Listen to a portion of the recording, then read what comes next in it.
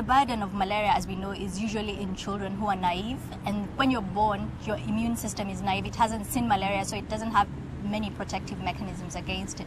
And what the vaccine does is that it provides you a way of looking at what looks like malaria, allows you to develop antibodies against it. So when you actually do get malaria, you're able to stop it in its tracks.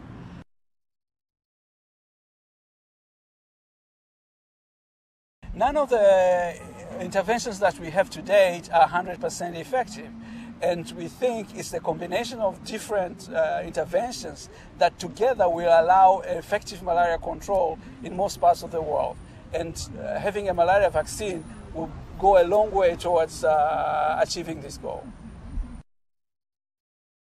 Our expectation is that if this malaria vaccine is successful, it will go a long way in reducing the burden of disease and the complications of the disease in the most affected groups, the children and pregnant women. We also see that malaria, because of the sheer numbers of patients that need to be taken care of, is crippling the health infrastructure.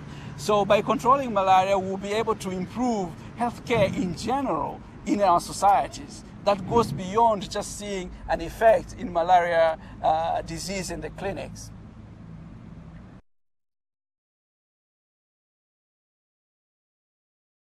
About 2 weeks ago, I had malaria and I was down for 2 weeks.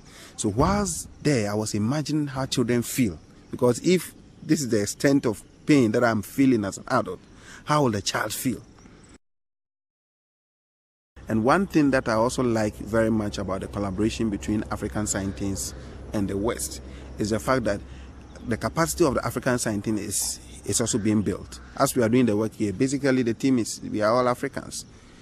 Though the vaccine is coming from Belgium with sponsorship from the USA, it's Africans who are leading the forefront.